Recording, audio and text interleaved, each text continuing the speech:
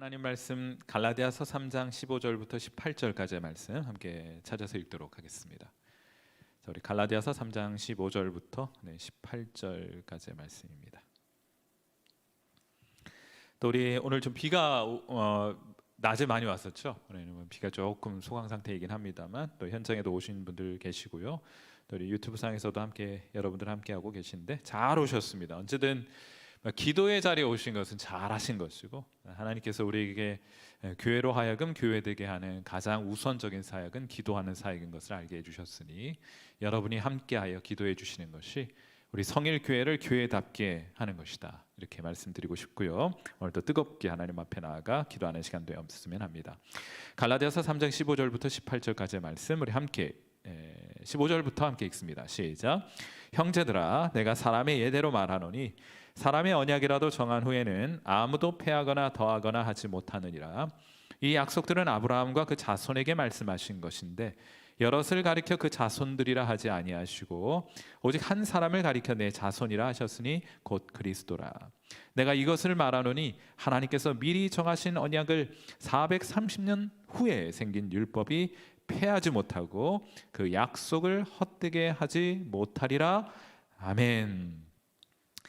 여러분 성경을 좀 어렵게 읽으시면은 이 구절마다 단어들마다 이해하는 것이 좀 어렵죠. 하나하나 분석하거나 그 의미를 헤아리기가 매우 어려운 것인데, 사실은 이 신약 성경은 문맹자들을 위해서 쓴 글이에요.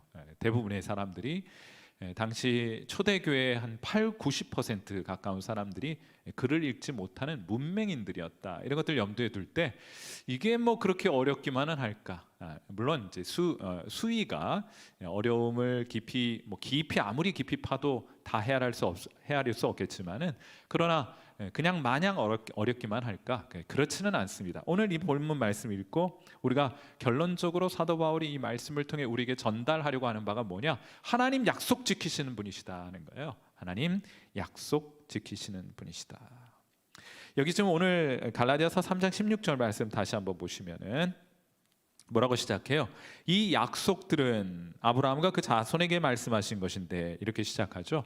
하나님이 이 약속을 주셨는데 이 약속은 먼저 아브라함과 그 자손에게 허락해 주신 것인데 이 약속 하나님 반드시 지키겠다고 하셨다. 그리고 반드시 지키실 것이다 라고 말해주고 있는 거예요. 그러면 우리가 이제 성경을 조금 더 읽어보신다면은 하나님께서 아브라함에게 무슨 약속을 주셨나? 이런 궁금증을 가지겠죠. 이 약속은 우리를 위한 약속이기도 하니 이 약속의 내용을 정확하게 아는 것이 매우 중요할 것입니다. 많은 사람들이 아브라함에게 하나님께서 돈을 약속하셨다, 그러면 그 약속이 우리에게도 유효할 것이므로 하나님이 우리에게 돈 주실 것이다, 이런 기대를 가지고 하나님께 그것 달라고 간구해야겠죠. 그러니까 아브라함에게 어떤 약속을 하셨는가 아는 것이 매우 중요한 것이라고 말할 수 있겠습니다. 자, 이 약속은 창세기 17장 8절에 있어요. 여러분의 기대와 여러분의 바람과 좀 다를 수 있겠지만은 하나님께서 아브라함에게 무엇을 약속하셨는가? 자, 우리 같이 한번 창세기 17장 8절 말씀 같이 읽겠습니다. 시작. 내가 너와 내 후손에게 내가 거류하는 이 땅 곧 가나안 온 땅을 주어 영원한 기업이 되게 하고 나는 그들의 하나님이 되리라 하셨어요. 하나님께서 아브라함에게 주셨던 약속이 무엇이냐? 내가 너의 하나님, 내가 네 자손의 하나님이 되겠다 하는 것이 하나님의 약속입니다. 최고의 선물이자 최고의 약속이에요. 하나님이 함께 하시는 곳, 땅을 기업으로 준다 했는데 이 땅도 비유적인 언어이죠. 하나님이 우리에게 약속해 주신 것이 뭐냐? 우리가 흔히 하는 말로는 하나님이 천국을 우리에게 약속으로 주시겠다고 말하는 거예요. 근데 우리가 이제 이 천국 그러면은 항상 고정적인 장소를 마음속에 두죠. 어디에 가야 되는 곳, 가면 있는 곳, 이렇게 생각하기 때문에 성경이 가르치고 있는 천국에 대한 올바른 이해에 도달할 수가 없습니다. 천국은요, 가서 도달하는 어떤 특별한 장소가 아닙니다. 천국은 어떤 곳입니까? 여기 지금 아브라함에게 약속하신 것처럼 내가 그들의 하나님이 되어주는 곳이 천국이에요. 천국은 고정적인 것이 아닙니다. 고정적인 개념이 아니고 매우 역동적인 개념입니다. 하나님이 여기 가 계시면 우리가 거기 가 있으면 천국인 거예요. 하나님이 저쪽으로 가시면 거기 가면 천국인 거예요. 어느 지점, 하나님과 무관하게 어떤 지점에만 가면 경험되는 곳이 천국이 아니라 언제든 하나님이 계신 곳에 경험되는 것이 천국이다. 역동적인 개념이 천국이라는 개념이에요. 여러분, 이것이 어떻게 이루어지고 어떻게 성도들에게 경험되는가? 하나님께서 아브라함에게 약속하신 이 약속이 어떻게 성도들에게, 저와 여러분에게 오늘 경험되는가? 그것은 바로 예수 믿을 때 부어지는 성령을 통해서 우리에게 경험되는 거예요. 성령 하나님이시잖아요. 예수님 믿으면 우리가 성령을 받습니다. 아브라함에게 약속하셨던 약속이 무엇입니까? 나는 그들의 하나님이 되리라. 내가 그들과 함께하여 내가 그들의 하나님 되어주리라 하고 말씀하셨는데, 예수 믿는 자들에게 성령 하나님을 부어주셨으니 이제 그 천국이 예수 믿는 사람들의 심령 안에 이루어지고 경험될 수 있게 해주신 거예요. 무엇을 통해서? 예수 그리스도의 복음을 듣고 믿는 것을 통해 받게 되는 성령을 통해서 이 천국이 우리 안에 실제하게 되고 경험할 수 있게 되는 것이다 하는 겁니다. 이게 얼마나 좋은 것이냐. 예수 믿고 돈 구하고 건강 구하는 건 중요합니다만, 하나님께서 진짜 우리에게 주시고자 하시는 최고의 선물은 그런 것이 아니에요. 이 땅의 것이 아닙니다. 저 하늘의 것이에요. 이 성령 받은 사람의 기쁨을 마태복음 13장 44절이 이보다 더 아름답게 묘사해낼 수가 없을 정도로 간결한 필치로 우리에게 이 기쁨 얻는 사람, 이 기쁨을 소유한 사람을 이렇게 묘사하고 있습니다. 자, 우리 마태복음 13장 44절 같이 한번 또 읽어봐요. 시작.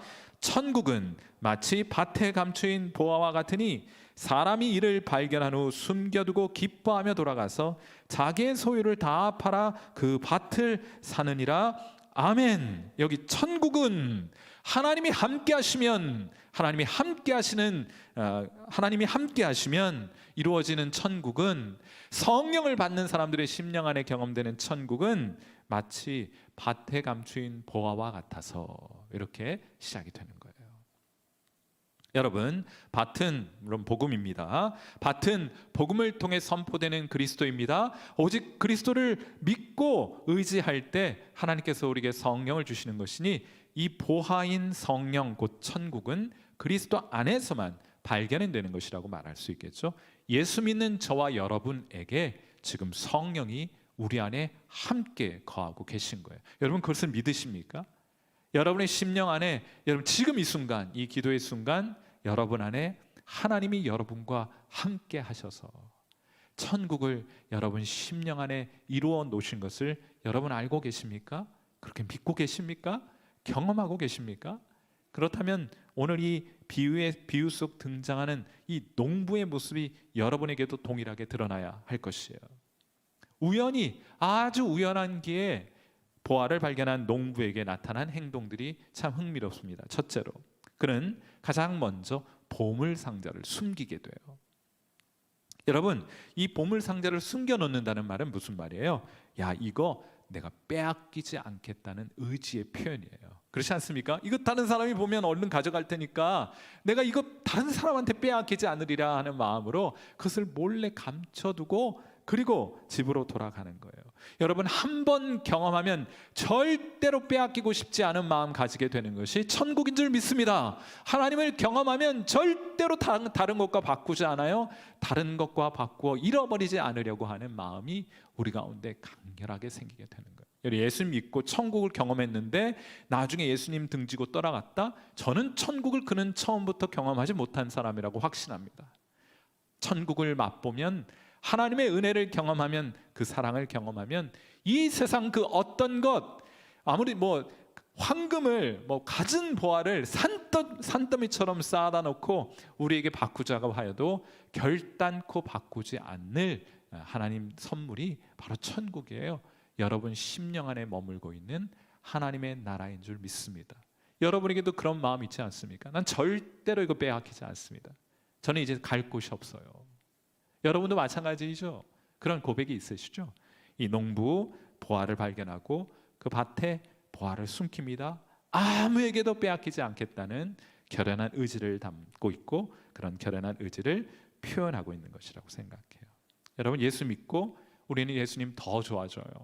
예수님 처음 믿었을 때보다 지금이 더 좋아요. 그리고 앞으로 더 좋을 것입니다. 그러니 처음에도 빼앗기고 싶은 마음 없었는데 지금은 말해 못합니까? 저는 예수님 빼앗기지 않을 거예요.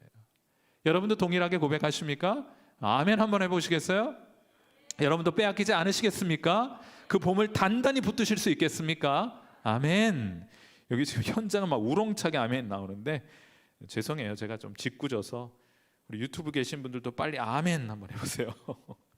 여러분도 빼앗기고 싶지 않은 마음이 간절하시다면 아멘으로 한번 화답해 보세요. 자, 그렇게 보물 상자를 숨겨놓고 이 농부가 두 번째로 했던 일은 기뻐하면서 집으로 돌아가는 일이었습니다. 자, 이 사람이 발견한 후 숨겨두고 기뻐하며 집으로 돌아가는 일이 나타나게 됩니다. 자, 그래서 천국을 발견한 사람, 예수 복음 듣고 죄 용서함 받고 의롭다 칭하심을 받고 성령을 받은 사람에게 나타나는 가장 두드러진 특징 가운데 하나, 또 하나의 특징은 기쁨이 그의 심령 가운데 가득하다는 거예요. 여러분, 제가 지금 여러분에게 드리는 이 기쁨은 이 세상의 기쁨과 그 차원과 종류가 다른 기쁨을 말씀드리고 있는 거예요. 여러분, 물론 세상이 주는 기쁨이 있습니다. 여러분 자녀가 시험을 봤는데 합격했어. 기뻐요. 그 기쁨을 부정하는 것은, 예수 믿는 사람들은 그런 기쁨을 부정한다, 이건 옳지 않습니다. 기쁜 건 기쁜 거예요. 여러분이 좋은 일을 만나게 되는 것, 이 세상을 살면서 좋은 사람을 만나고 여러분이 하고 있는 일이 잘 되고 있는 것, 그건 좋은 일입니다. 기뻐해야 될 일이에요. 그러나 제가 드리고 싶은 말씀은 그건 세상이 주는 기쁨이에요.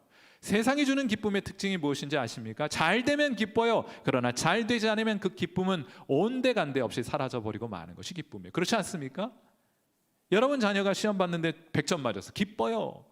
중간고사 100점 맞았는데 기뻐요. 기말고사 봤는데 50점 맞았다. 그럼 그 기쁨 어디로 가요? 사라져버리고 말죠. 요즘 한참 청소년들 기말고사 보는 시간 아닙니까?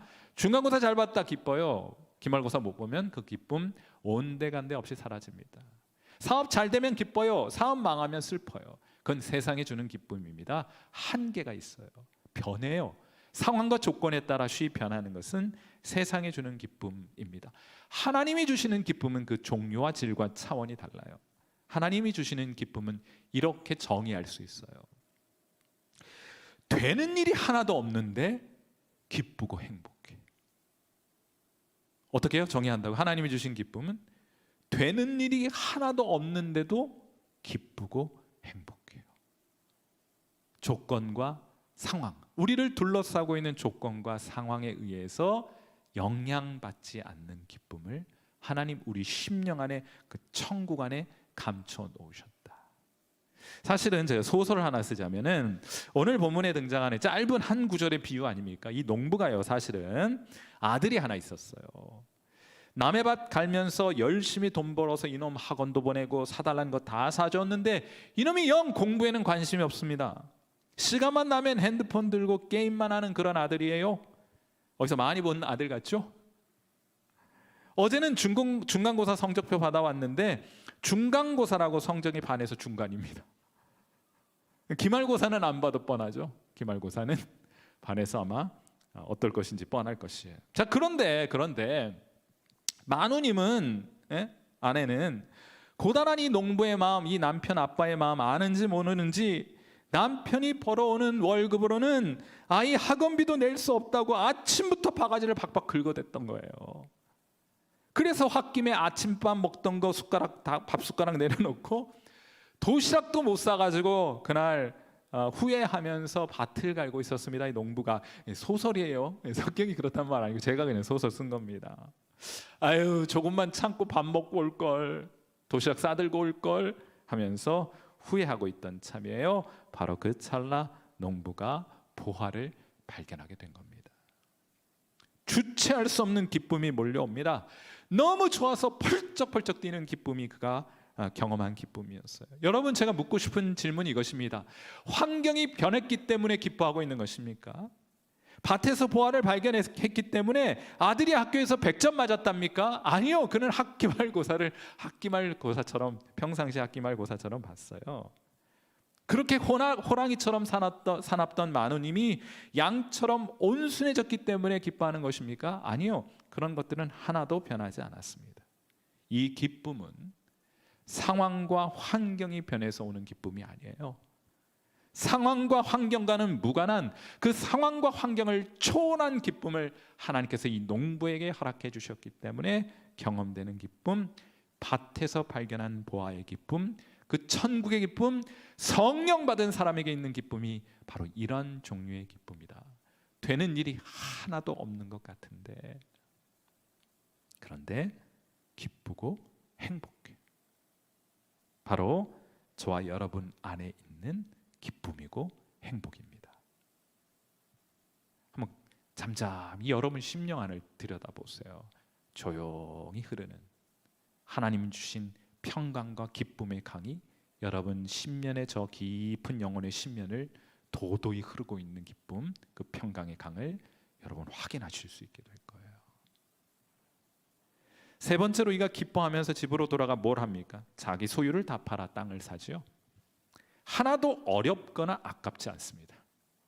여기 말이죠, 자기 소유를 다 팔아서 그 밭을 샀다고 해서 야 그거 아깝지 않냐, 야 그거 어렵지 않았냐, 그런 선택 내리기, 이런 질문하는 사람은 그 보아가 뭔지 모르는 사람이에요. 그렇지 않습니까? 농부는 그 보아의 가치를 보았습니다. 그 보아의 가치를 알게 되었어요. 그러니까 자기가 가지고 있는 소유 다 파는 것 하나 어렵지 않습니다. 하나도 어렵지 않았어요.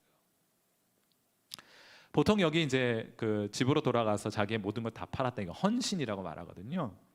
여러분, 헌신이라는 것은 문자적으로 고통스러운 겁니다. 재물을 드릴 때 이걸 죽여가지고 산 짐승을 죽여서 그것을 신에게 드리게 될 때 헌신이라는 표현을 쓰는 거예요. 우리 자신도 산 제사를 하나님께 드리는 것 아닙니까? 그 고통스러운 거 힘든 것이고요. 일반적인 사람들이 생각할 땐 그래요. 그러나 밭에 감춰진 보화를 본 사람은 달라요. 그것을 헌신으로 여기지 않습니다. 헌신 예배 이런 표현 잘 좋아하지 않습니다. 우리가 뭐 하나님 앞에 하나님 우리에게 주신 건 요만큼인데 내가 가진 건 이만큼이어서 그것을 막 아까워하면서 이건 정말 드리기 어려운 건데 이거 하나님 앞에 드리니까 나 좀 봐주세요. 그런 종류의 헌신 예배라면 그건 성경적인 헌신 예배가 아닙니다. 우리가 하나님 앞에 무엇을 드린 듯 우리가 하나님 앞에 어떤 것을 헌신으로 내놓든 그것이 하나님이 우리에게 주신 천국과 비교할 수 있겠습니까? 그렇지 않습니다. 하늘의 보화를 발견하는 사람에게는 헌신이라고 부르는 것이 있다고 한다면 그거 하나 어렵지 않습니다. 아깝지 않습니다. 우리가 더 큰 것, 더 값진 것을 소유하게 되었기 때문이에요. 여러분, 필요한 모든 것을 값을 지불하고서라도 그것을 소유하고자 하는 마음 가지게 됩니다. 어떠한 것도 아깝지 않습니다. 어떠한 종류의 헌신도 주님께 드리는 것이 그리 어렵지 않아요. 막 헌신 막 눈물 흘리면서 하기 싫은 거 억지로 하는 건 좀 제발 안 했으면 좋겠습니다. 네, 그렇지 않겠어요? 오늘 다시 한번 처음으로 돌아가서 하나님은 약속을 주셨어요. 어떤 약속이냐? 하나님 천국을 우리에게 허락해 주시겠다. 하나님은 이 천국을 발견한 사람의 기쁨, 그 기쁨을 저와 여러분에게 주시려고 하는 겁니다. 누구를 통해서요? 성령 하나님을 통하여. 여러분, 성경에 보면 항상 기뻐하라 이런 말이 있잖아요. 이거 실제로 해보셨어요? 항상 기뻐하는 것이 가능합니까? 가능하지 않습니까? 여러분의 힘으로는 가능하지 않아요. 여러분이 뭐 잘 때도 희죽희죽 웃으면서 기뻐하십니까? 그거 병원 가야죠. 그런 일은 가능하지 않습니다. 항상 기뻐하는 것이 그럼 어떻게 가능한가? 기쁨의 영이신 성령께서 여러분 심령 가운데 함께 하셔서 기쁨의 강이 항상 여러분 심령 안에 흐를 수 있게 해주시는 것을 통해서 가능한 것이 항상 기뻐하라는 하나님의 명령인 줄 믿습니다. 하나님이 그것을 가능케 해주시는 거예요. 여러분 성령 받으셨습니까? 여러분 어떻게 그 성령을 받으셨습니까?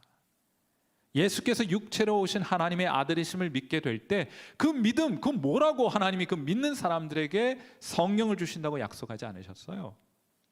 그분이 하나님의 아들이신 육체로 오신 하나님의 아들이 우리의 죄를 지고 십자가에 달려 죽으신 분임을 고백하고 인정하는 자들에게 또한 우리를 의롭다 하시기 위해서 그분이 부활하셨음을 인정하고 고백하는 자들에게, 우리를 하나님 아버지께로 인도하시기 위해 지금도, 바로 지금도 우리 주변에서 우리와 함께 우리 주변에서 일하고 계심을 믿는 자들에게 하나님 거저 이 선물을 주시겠다고 약속하셨으니 그것이 은혜가 아니면 무엇이고 그것이 복음이 아니면 무엇입니까? 여러분, 이 예수 그리스도를 믿으십니까?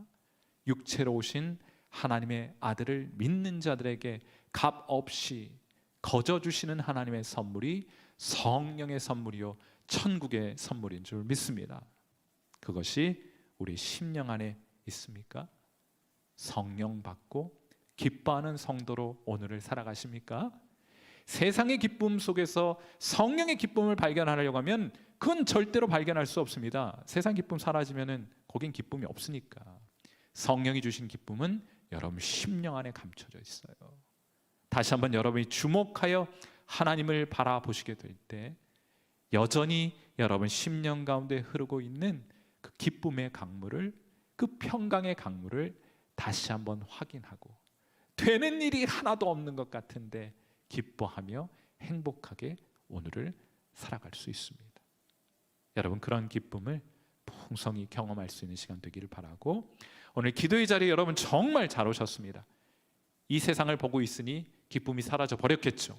그러나 다시 한번 여러분의 심령의 눈을 떠 여러분 안에 거하시는 하나님을 바라보게 될 때 그 기쁨이 여러분 안에 다시 한번 회복되고 경험되는 은혜가 있게 될 것이니 오늘 그 기쁨을 맛보시고 돌아가시는 귀한 밤 될 수 있기를 바랍니다. 우리 함께 기도하도록 하죠. 자, 우리 음악을 들으시면서 함께 기도하도록 하겠습니다. 하나님께서 우리 안에 천국을 주셨어요.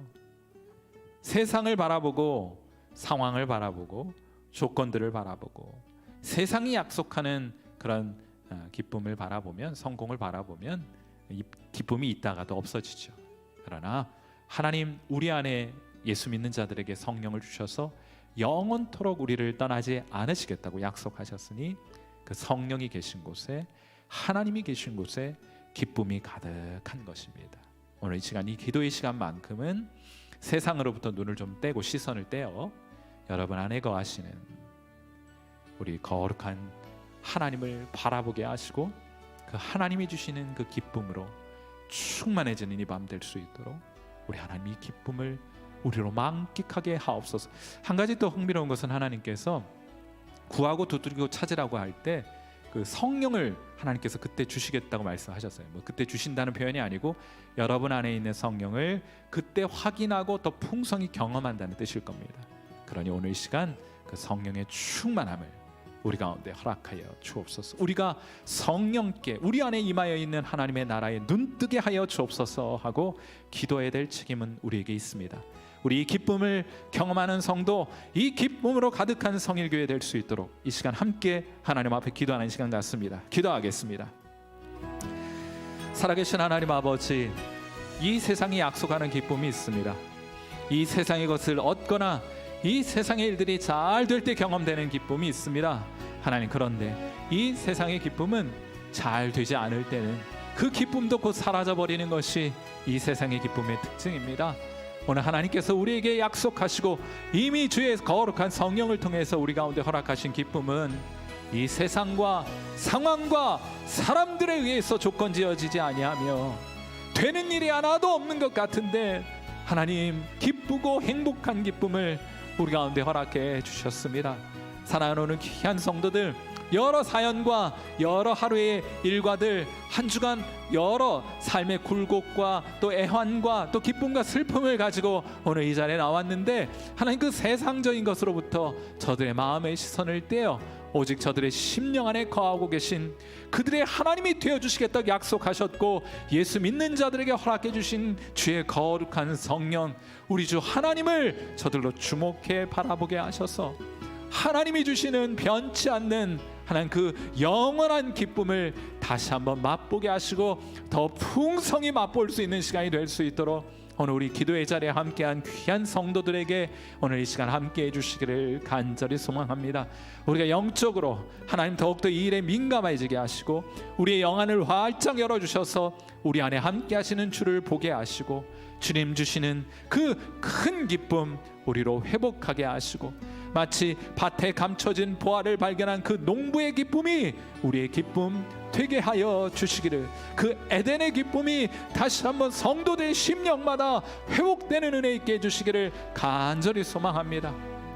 하나님 아버지, 또한 우리 성일교회가 하나님 여러 인간적인 기도의 제목을 가지고 와서 그 기도 응답해 주시는 것으로 인한 기쁨을 경험하는 수준의 교회가 아니라, 하나님 아버지, 그런 것들은 사라지면 그 기쁨도 사라져버리게 될 텐데, 그런 기쁨 붙들고 그런 기쁨에 목말라서 또 갈급하여서 쫓아다니는 그런 아버지 하나님, 그런 종류의 신앙 아니라 영원히 우리 심령 속에 흐르게 하신 이 천국의 기쁨을, 하나님 주시는 기쁨을 경험한 성도들로 가득한 교회 되게 해주시기를 바라옵고, 사람들이 하나님 헌신이라고 부르는 것이 무엇을 의미하든 우리 주님께 아낌없이 드리고, 이 모든 것을 이 세상 그 어떤 것으로도 값주고 살 수 없는 하늘의 기쁨과 이 천국의 기쁨을 허락하신 하나님을 위하여 무엇이라도 아낌없이 드리며 하나님 앞에 나아가는 그런 헌신된 그런 그리스도인으로 주께 아낌없이 드리는 하나님, 그런 성도들로 아버지 하나님, 향유옥합을 깨뜨려 주의 머리와 발을 닦았던 하나님, 그런 막달라 마리아와 같은 그런 신앙의 모습으로 주님 앞에 살아가는 그런 귀한 교회가 될 수 있도록, 하나님 헌신이 상식인 교회가 될 수 있도록 하나님, 그렇게 일상적으로 주님께 드림이 오히려 우리에게 큰 기쁨 되는 것을 경험하는 교회 될 수 있도록, 주를 위해 무엇을 드리는 것을 억지로나 인색함으로 하지 않는 교회 될 수 있기를 간절히 소망합니다. 우리 주님께서 이 기쁨 더욱더 풍성히 경험되는 교회 되게 하시고, 이 기쁨 차고 흘러 이 교회를 통하여 온 세상을 적시도록 하나님, 흐르는 강물 되도록, 그 기쁨의 강물, 그 평강의 강물, 이 교회를 통하여 우리 사랑하는 성도들을 통하여 온 세상에까지 흐르는 교회 될 수 있도록 하나님께서 함께 주옵소서. 그 에덴으로부터 발원한 강이 하나님 온 지역을 사방으로 흘러 적시게 되었던 것처럼, 이 교회로부터 흐르는 그 기쁨의 하나님, 그 성령의 강물, 그 기쁨의 강물 흘러 닿는 곳마다 새롭게 하시는 하나님의 놀라운 은혜 경험케 하시는 그런 귀한 은혜 있게 하여 주옵소서. 함께하여 주시는 주의 은혜를 인하여 감사하고, 살아계신 우리 주님 예수님의 귀하신 이름으로 감사하며 간절히 기도하옵나이다. 아멘.